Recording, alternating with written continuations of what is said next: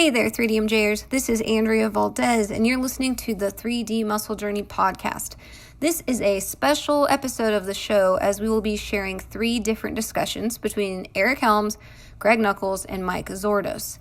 Eric, as you probably obviously already know, is our Chief Science Officer here at 3DMJ and is a research fellow at Auckland University of Technology. Greg is the founder of Stronger by Science. He runs that blog and website and also is enrolled in the MA program at University of North Carolina at Chapel Hill.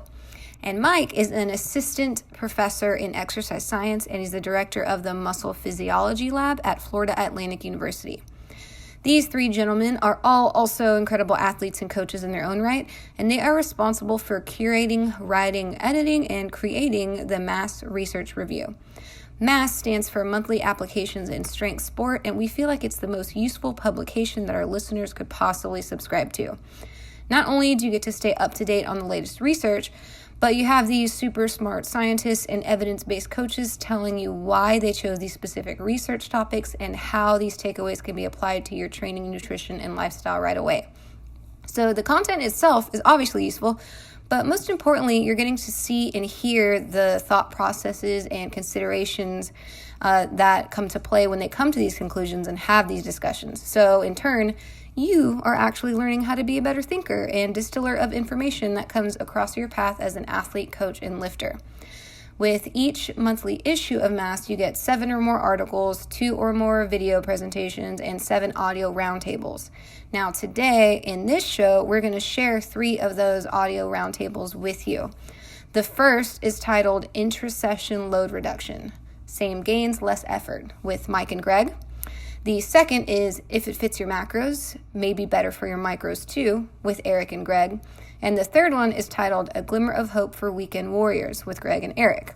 For your convenience, we have links to each of these studies within the show notes, but you won't be able to see the associated MASS review with those studies unless you're a member of it.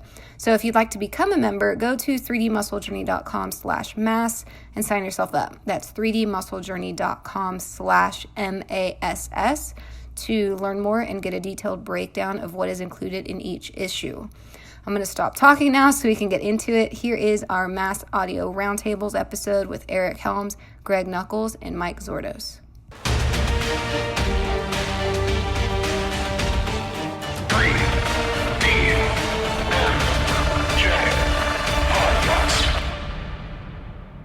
So Greg, while here at MASS we cater to strength sport a lot, I think a fair number of our listeners and readers are people who train when they can and have to work their passion, their hobby around their life. So I think this study is actually really useful for those folks, as it basically looked at what would it be like if you had to cram all your training into the weekend, which I think is not an uncommon thing. Can you tell us about this study? Yeah, so the title of this paper was Effects of Consecutive versus Non-Consecutive Days of Resistance Training on Strength, Body Composition, and Red Blood Cells by Yang et al. I'm going to completely disregard the red blood cell stuff because this is MASS and it's not a hematology review. So just focusing on strength and body comp, what they did in this study is they took a group of 28 untrained people and put them on one of 2 identical programs. They trained 3 days per week, doing 3 sets of 10 with a 10 rep max load for several different exercises, just going up in weight as they were able to. And the only difference between the 2 programs is one of the groups trained on 3 non-consecutive days, which tends to be a pretty standard recommendation, so like Monday, Wednesday, Friday. And the other group trained on 3 consecutive days, so Friday, Saturday, and Sunday.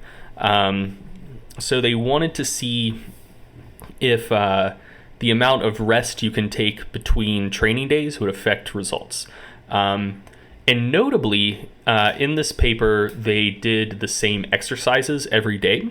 So it wasn't like a push-pull leg split where presumably the number of days between sessions would matter less because you're training different muscle groups. They did the same exercises on all training days. So, if they're training on back-to-back days, they are going to be a little bit fatigued on the second day from training on the first day. Same thing with the third consecutive day. So, long story short, that's the theory. Sometimes if you got to train fatigued, you might not get as solid of training in, maybe that's going to lead to worse results. As it turns out, it didn't affect literally anything.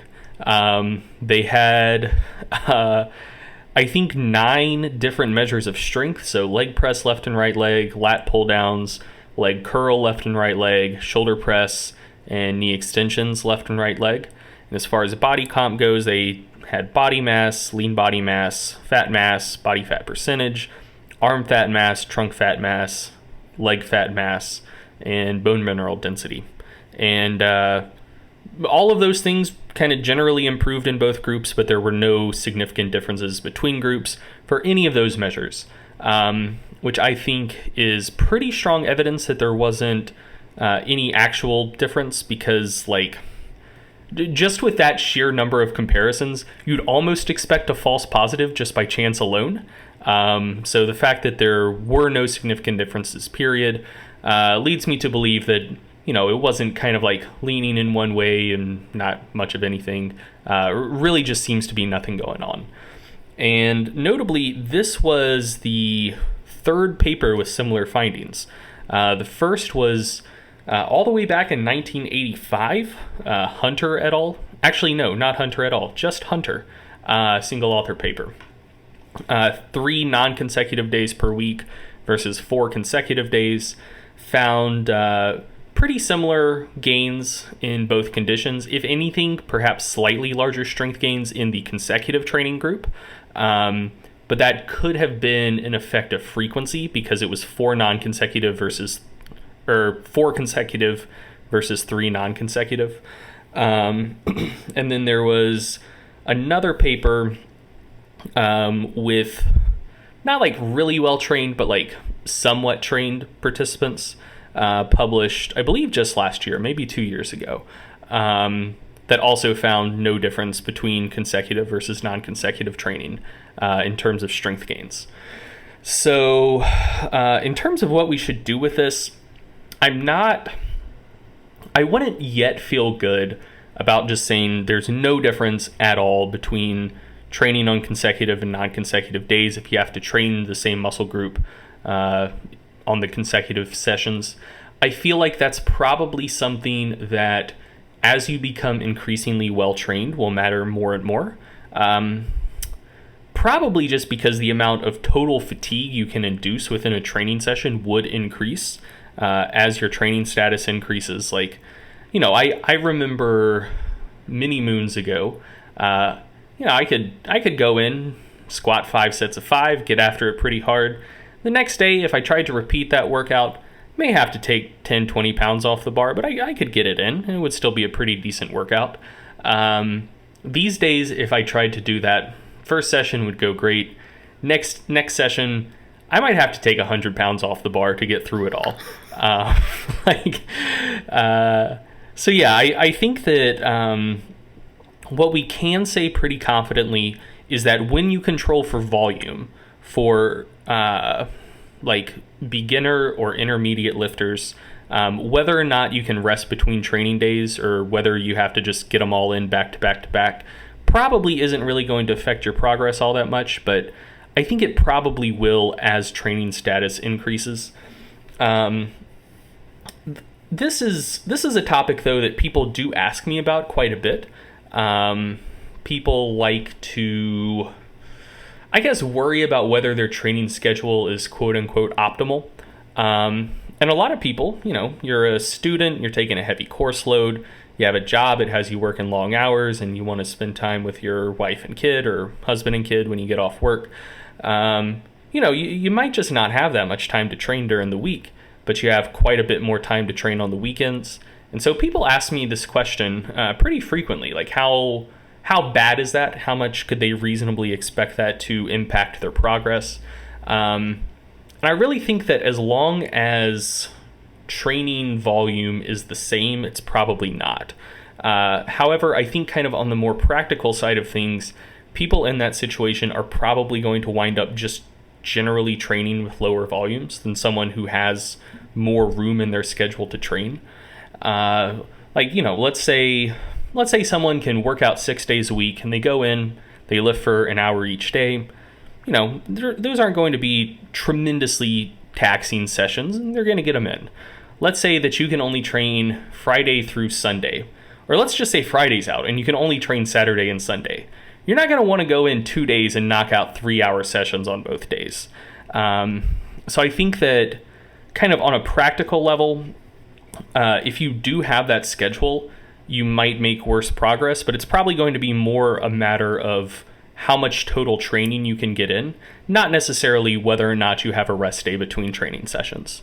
So yeah, that's what the study said, and those are my feelings on it, my emotions. I appreciate your feelings.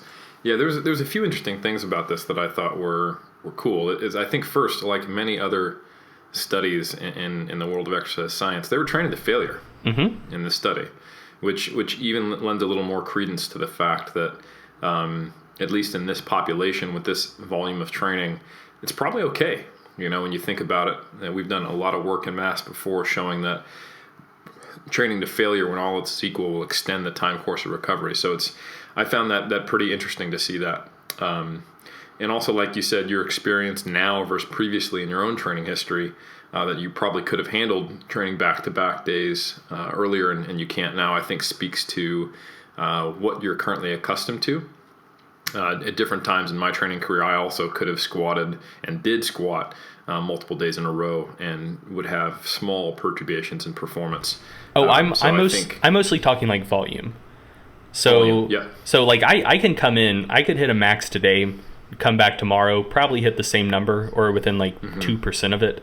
Like I'm talking like if I do a reasonably high volume squat session, I wouldn't be able to do the same the next day. Right. Are you saying exactly. Are you saying you think you could? I could, but that's just probably because, I could at times, depending on how much volume I was accustomed to and the frequency that I was exposed to that volume. Okay, that's fair. That's fair. Oh yeah, I guess I'm just saying it's a malleable trait to some degree in different populations. So, which is interesting. And I think one other thing I would point out is that this was on untrained individuals, and it was with an overall relatively low volume of training, even though it was to failure. To speak for our colleague Dr. Zourdos, who's not here currently, those who aren't aware, his dissertation essentially looked at the same schedule, but changed order of whether you did the hypertrophy first and then followed either by strength or power. So either had a hypertrophy power strength order or a hypertrophy strength power order, and he found that putting that power day between hypertrophy and strength enhanced the amount of volume that one could do on the strength day. So it wasn't exactly the same volume, but I would say that when you are using a program and more advanced lifters that does push the limits of what you can handle and might have like easy and hard days versus kind of just the static hard all the time, you might see differences, and there may be a time course, or there may be a point in your career where it would be quote unquote optimal to split things up more intelligently. But I think this is a really cool finding, just to give a little more hope for people out there who might think it's all over because they have to train all crammed together. I will say I don't think the volume was really that low in this paper. Okay. So they were just doing 3 sets per exercise 3 times a week, so 9 total sets per week, which isn't that high. But if you look at just what their quads were doing, they did have leg press and knee extensions in here, so it was still like 18 sets a week for quads, which that's not bad. Like that's reasonably high volume for untrained lifters. Absolutely. So yeah, I don't know. And building off what you said about being able to do a lot of training volume on consecutive days being a malleable trait, this isn't something that there's any research on yet, as far as I'm aware. But I kind of feel the same way about training to failure. I think the training to failure will probably always be more stressful and take longer to recover from than not training to failure. But I think that that's pretty malleable as well. It may take 4 days to recover if it's the first time you've ever trained to failure. But, I mean, I could see it taking a day or two if it's something you do pretty consistently. I agree. All you grad students out there who are looking for a topic, here's what you do. You give them a mesocycle preload where volume is matched, but one group does it through going to failure. The other group does a few more sets stops short of failure. And then you have them take the same exercises, go to failure in the lab, and then track their recovery time course as far as force production, and then how much DOMs they report and a few other things. And boom, you have just been the person to answer Greg's question right there. And we will probably review your article in mass and talk about you like we are right now. You'll be famous. In glowing terms. In glowing terms, absolutely. Unless you screw up the methods, then we're going to eviscerate you. Not really. but really, though. So just one more glimmer of hope. If, let's say, you do have a schedule where you just don't really have time to work out during the week, but you have all day free on the weekends. If you've ever heard of John Cole, then he's your man. And if you haven't heard of John Cole was a monster. John Cole simultaneously held the world record in the total at the 242, 275, and 308 weight classes. Knocked all of them out in like a 2-year span. Just went on a dreamer bulk from 242 to 308 and wrecked worlds. He was the first person ever to total 2,200 raw, and he was the first person to ever total 2,300 raw. Again, did both of those within like a 18-month time span or something.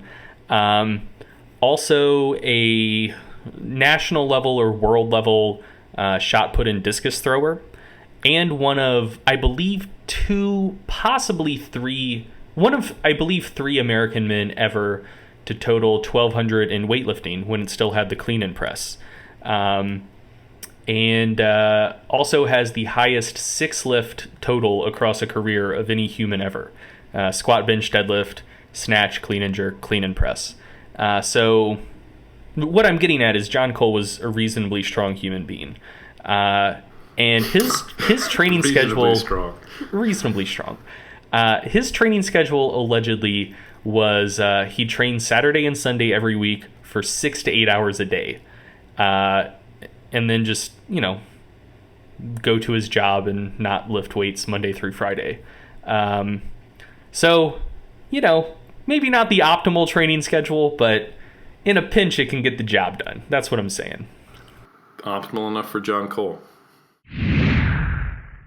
Eric, you reviewed a study this month looking at macronutrient and micronutrient breakdowns in people who follow a quote-unquote clean eating approach to dieting and an if it fits your macros approach to dieting in a sample of bodybuilders, which is a pretty cool paper and is a topic a lot of people debate about online, saying that clean eating is going to make people restrict food choices too much, so you're not going to get your macros in, or people who do if it fits your macros eat ice cream for 47 meals a day and are going to have terrible micronutrient breakdown, etc.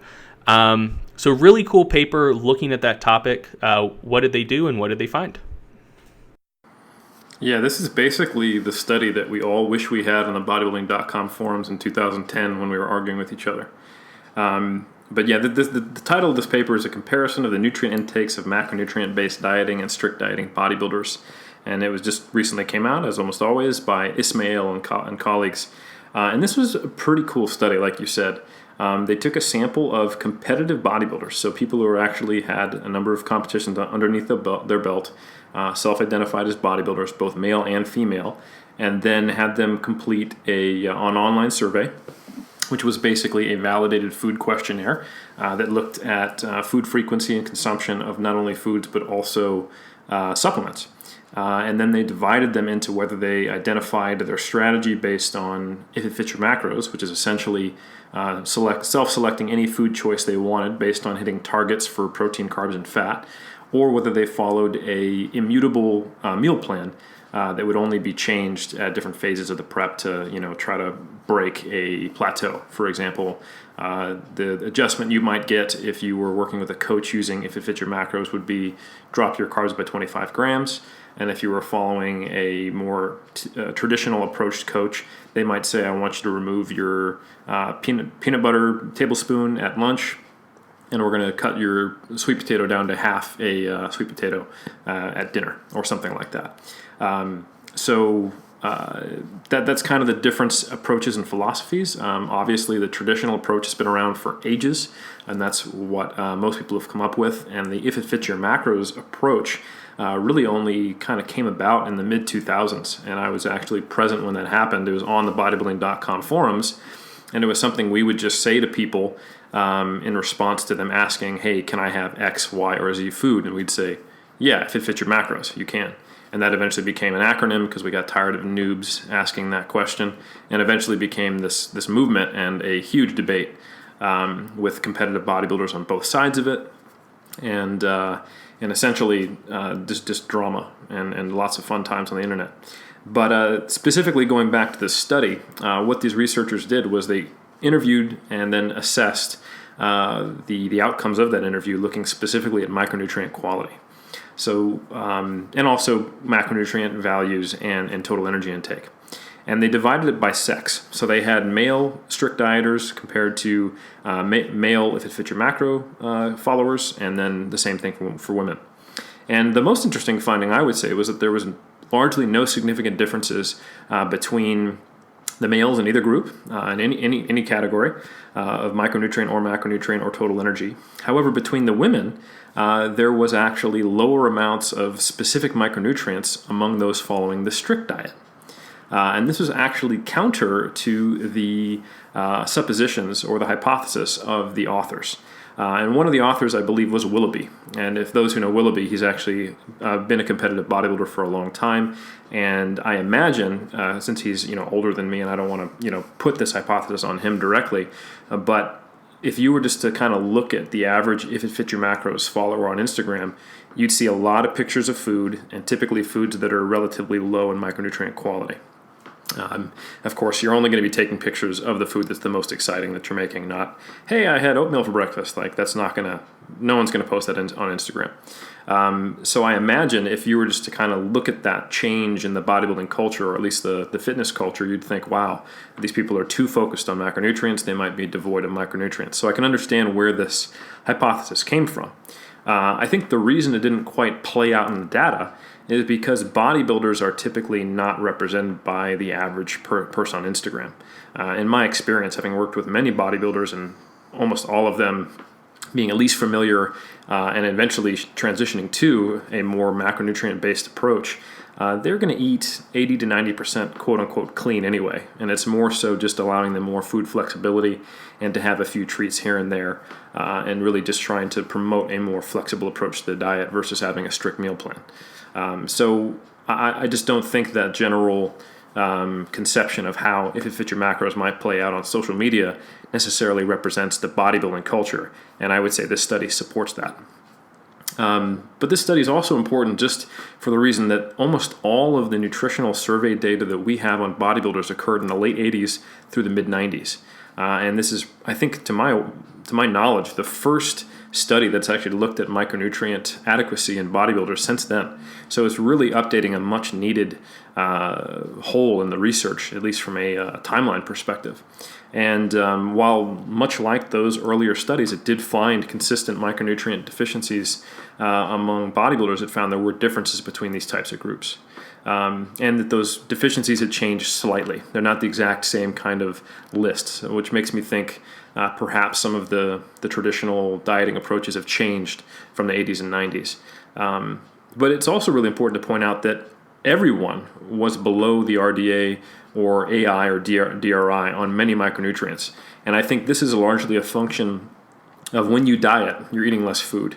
And definitely a case could be made to make sure you get regular blood work done, make sure you don't actually have any deficiencies that are present biologically when you look at your bloods, and to maybe consider a low-dose multivitamin or something like that, just to make sure that you do cover your bases when you're eating less total food, because that's what will often lead to just less total micronutrients.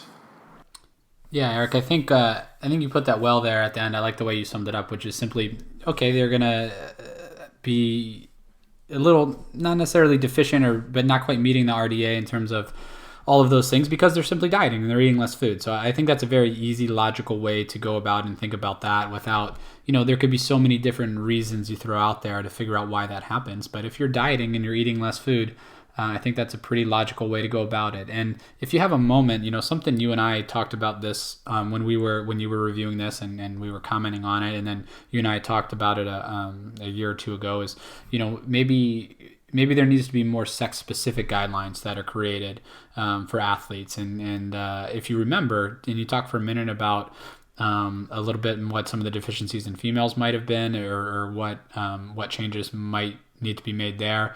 That's really something that that I'm familiar with on this, and my biggest input that I can have on there. And I said to you, I thought this one was well done. I think this study, I hope those out there that are listening to this and reading this are useful, because for me, I know personally, I know if we should say this tonight, it was personally probably my favorite one this month, just because I felt like I learned the most from it, and it's super practical. I think, like you said, it's a topic that's been going back in the industry for a while now, so to have this study is pretty cool. Thanks, Mike. And yeah, I can definitely talk about the specific micronutrient deficiencies and how they played out in both genders, or both sexes, I should say. Eric, if I can just tack something onto yes, Mike's sir. question as well. Tack away. Of the micronutrient deficiencies seen, because this is probably what all of the bros out there will care about the most. Obviously, any deficiency could be deleterious to health, but were any of the ones observed likely to actually affect body comp or performance, either directly or indirectly? Yes, I would say indirectly yes, and I'll get into the consequences potentially of these micronutrient deficiencies. So the deficiencies that were present were very similar between the sexes. They were A, D, E, potassium, and fiber. So that's the only difference between the sexes was that women were also deficient in iron, which makes me think that's probably specifically related to the fact that these were premenopausal women, and that through their menstrual cycle they're also losing additional iron. Although now that I say that, I have to actually walk that back, because they didn't actually assess blood markers for iron. They were just looking at the actual intakes. And intakes are slightly higher for iron for women. So just to clarify, I didn't necessarily say they were deficient in iron, and just saying that they didn't meet the recommended intake. We're below the...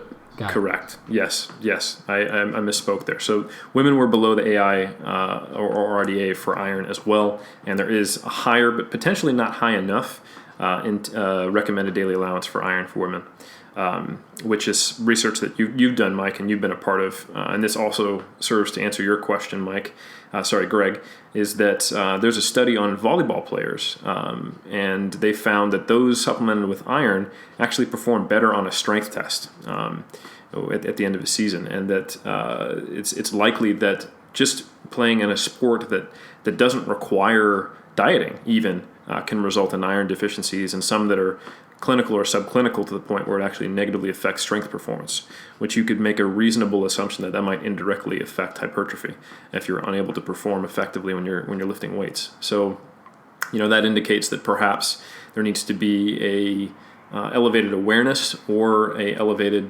RDA or AI for iron among women, even compared to what it is currently, and that it might be a good idea to supplement with that. Now, a few of these deficiencies I don't really buy. Like being deficient in vitamin A or E, those are in almost every single multivitamin that are out there. And while this study did say that it used a questionnaire that included supplement questions, there were only 8 questions on supplements, and I'm not sure how well they captured the specific micronutrients that were in the supplements, or whether the bodybuilders themselves knew which vitamins were in their multivitamin. They might have just been like, yeah, I take a multivitamin, but not been able to specify which existed. So I'd have to take a look at the actual questionnaire used, but I would be very skeptical to think that bodybuilders would be truly deficient in vitamin A or E, just because of how commonplace they are in supplements and how widespread the use of a multivitamin is among bodybuilders, especially during prep. And then, vitamin D is also easily correctable. That's a very common deficiency these days in first world nations, as we spend more and more time indoors, and we primarily produce vitamin D in our body from sunlight exposure. Potassium, also that does make sense, as many of the potassium-containing foods are often going to be cut as calories have to get low.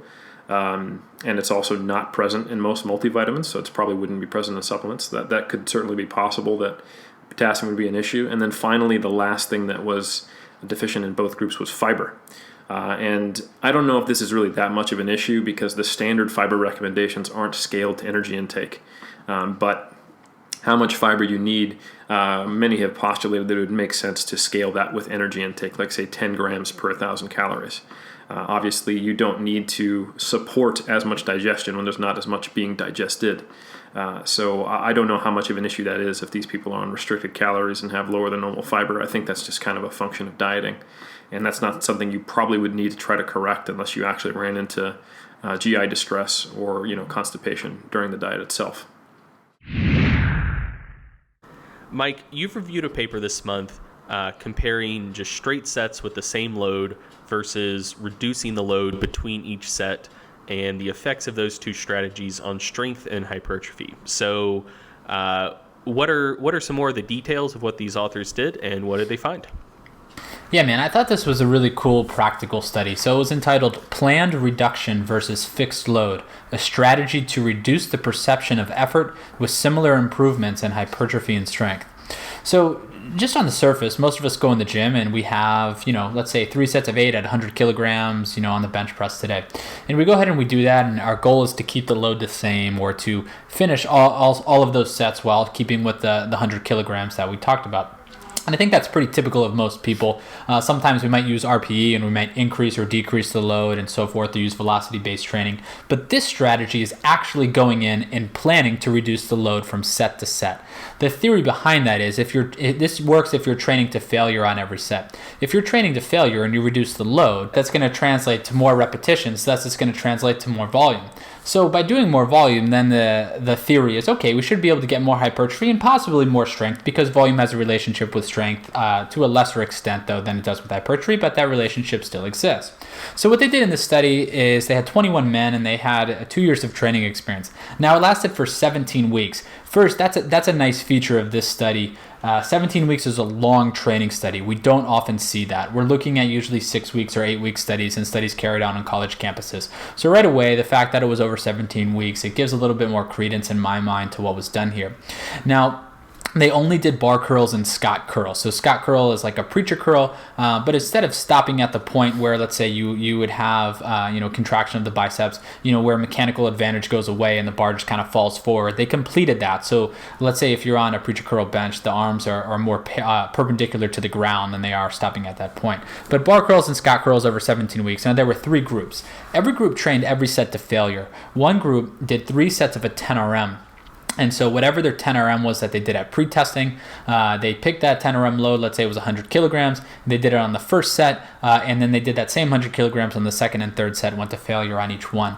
Another group did 1 set to failure at that 10 RM, so let's say 100 kilograms, and then the next 2 sets also to failure, but they had a 5% load reduction on each subsequent set. And then the third group did all sets to failure again, first set at 10 RM, let's say 100 kilos, and then a 10% load reduction on each subsequent set. So group 1, all 3 sets 10 RM to failure. Group 2, 10 RM in the first set, then 5% load reduction on second and third sets. Group 3, 10 RM on the first set to failure, 10% load reduction on second and third sets. So the question is, were they able to do more volume when they reduced load? Well, the 10% group, it wasn't significantly more volume, but the 10% reduction did approach significance compared to the 5% group in terms of more volume. And they had about 10% more volume than the other group. So I do think it was practically meaningful. However, in terms of hypertrophy and strength, there was no difference between groups.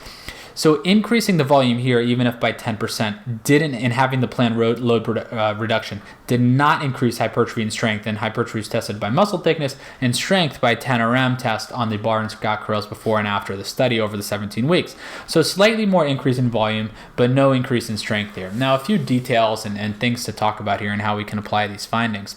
Well, on the surface, I would say they had 2 years of training experience, but they weren't really well trained. It was only on the bicep curls here. Training the bicep curls, it already is hitting things, let's say, twice a week. It's probably a decent amount of volume that they're doing. If you take both exercises twice a week, that's 12 sets per week, and the recommendations are 10 plus, 2 times a week. So they're hitting all of that. So doing 10% more volume, I'm not sure it was enough volume to make a difference. They might have already been capped out on the amount of volume that they needed to progress. So in this case, I don't know if the planned load reduction mattered in that sense. Although there was an inverse relationship between volume and strength. This indicated that those that were weaker probably simply gained more strength. So if you look at the individuals in the study, and that relationship, it might not be true for everybody, but an inverse relationship between volume and strength, meaning more strength gains with lower volume. Well, if you did lower volume in the study, and volume is measured on an absolute scale, that means you were weaker, because volume is sets times reps times load. So if you lifted a lower load, you did less volume, you gained more strength. That makes sense when you really break it down, because if you were just weaker to begin with, you had more room to grow. So I wouldn't take that to mean that, hey, if you do less volume, you're going to get more strength. I would just take that to mean that weaker individuals gain more strength in this study. So I don't think it was enough volume in terms of the planned reduction to be able to increase what was going on here. However, the principle of planned load reduction being able to increase volume if training to failure, that part of this did hold true. So if you think you're at a point where you can benefit from slightly more volume, this might be a practical way to do it. And the reason why is they took session RPEs, and the session RPEs were lower, meaning they perceived it was overall less effort, not repetitions in reserve, just how much they thought they were working was a lower effort when they had the 10% reduction. So let's just say on a day that you're not feeling as good, but you need to equate for effort. You go ahead, you want to keep your intensity the same because you don't want to drop your strength.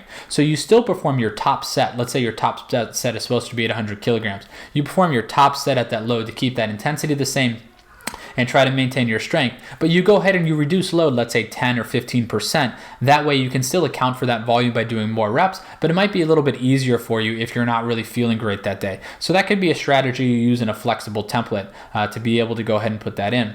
But another thing that I would take from this is that, overall, it still comes down, in my opinion, to volume allocation. One thing here is this strategy, when you're looking at planned load reduction, they put it in place here because they had everybody trained to failure all of the time. But I simply wouldn't do that. I simply wouldn't have everybody trained to failure all of the time. And so if you want to, you can certainly, as long as you're equating for that volume, whatever that volume is, I think you're going to be fine. You could do that by increasing load from set to set if you wanted to. You could start that first set at a 5 RPE and increase it up to a 7, 8, 9 RPE as you go along. And you would still be able to, let's say, increase your volume if you started at a low RPE and just did more reps at a lower intensity on the first set. So the point is they're just looking at a strategy to be able to increase volume or to be able to do that in a certain way. So you can do that in a lot of ways. You can do that if you want to go about using something like RPE stops, as we've talked about in mass before. You can do that if you set an RPE target on your first set of saying, hey, I'm going to do this first set to an 8 RPE or 9 RPE at 100 kilograms, and then I'm going to maintain my next few sets at a 6 to a 7 RPE, and you'd have to drop the load to do that. And that would have you maybe have a lower perception of effort than if you did all your sets at 100 kilograms, and on that first set you had an 8 RPE, your second at 9, a third at 10. If you went to the first one, a top set at 100 kilos and then reduced it afterwards, probably be a lower perception of effort. So in short, I think this is a strategy, especially if everybody's training to failure, just in terms of a practical way to be able to improve volume. However, I would take that concept with some trepidation in that we all always look at volume in terms of more volume is going to lead to better adaptations. I don't think that's true all of the time. There's certainly a point of diminishing returns for volume. So just because you're knocking out 5 or 10% more volume doesn't mean you're automatically going to just magically get greater adaptations. But if you're at a point where it's a plateau and maybe you do need a little bit more volume to progress, or you need to switch something up and you're always doing the same load across the session, sure, go ahead and reduce the load 10% each set and knock out some more reps, and maybe that's just what you need to progress. If you're not feeling as good one day and you feel you can maintain a lower load, go ahead and do that from set to set. Keep your top set at the same load. That way you're not sacrificing strength adaptations or intensity. Decrease the load in your next few sets, knock out some more reps. You're going to equate for that volume. So I don't think it's hugely consequential. I still think the bigger point is allocating volume throughout the course of a week and probably staying short of failure if you can. But it is a cool little programming strategy, if you will, if you need some variation or you want to try to accomplish one of those things that we talked about. I think that was really well said. Just wondering if you could expand a little bit on one thing. So the 10% load reduction group had both higher volume and lower perception of effort, right? Yes. Why do you think that is? Just if you had to take a guess. Yeah, it's a great question. The obvious answer is intensity. and that the percentage of 1RM was lower. And so I wonder, and we've talked about this before, whenever it's perception of effort, it's just simply a perceptual response. So it doesn't mean it was actually less effort. It doesn't mean it was less stress on the muscle tissue, whatever it might be. But there is merit to it, of course, because it's what they perceive. So I think in their mind, people are probably just thinking, hey, it's a lighter load. So at a lighter load, I can move it more quickly, especially on the first 5, 6, 7, 8 reps, whatever. They felt a lot stronger on those initial reps because it was a lighter load. And in their mind, they're thinking, well, I'm only lifting 90 kilos where I was lifting 100 kilos before, so I can knock this out. So that's my very cursory attempt to explain that, if you will. But at least in my mind, I think it's the most logical explanation. No, that makes sense. No, I think you're right. I mean, anyone who's done any kind of research on RPE knows how important having anchoring is, which is why we think the RIR-based scale is useful, because it's built in. But the anchor, if you think about it, when you just go in and get a standard RPE after a set, is going to be the last set. So what you're comparing is less weight to more weight, and that's going to be very obvious to a person. Oh, this feels easier. Now, if they had gone and done the same weight and then been told to do a few more repetitions, they would have got more volume, but the load would have been the same, and the RPE probably would have gone up. So I think this is very much a reflection of their perception of the previous set, rather than it actually being less stressful on their body. I would just echo what you said, Mike, that I think people probably are getting too focused on volume if they think reducing the load 10% and getting more reps and more volume is going to reduce and result in greater hypertrophy. We've got a ton of data now where you can compare a set of 15 to a set of 8, and it's probably going to produce the same amount, even though we're looking at maybe 30% more volume or something like that. Hey everybody, it's Eric Helms. Thanks for tuning into our podcast. As you know, at 3DMJ, we promote evidence-based approaches to the lifting community. If that's something you want to dive deeper into, I'd encourage you to check out my research review, Monthly Applications in Strength Sport, or for short, MASS. This is a review that myself, Dr. Mike Zourdos, and Greg Nuckols put out every month. We cover the latest research publications that are applicable to strength and physique athletes, or anyone who's looking to get stronger or improve their body comp. Our content is in both written and video format. For more information on how to subscribe, check out 3dmusclejourney.com/mass. That's 3dmusclejourney.com/MASS for further details. Thanks for tuning in.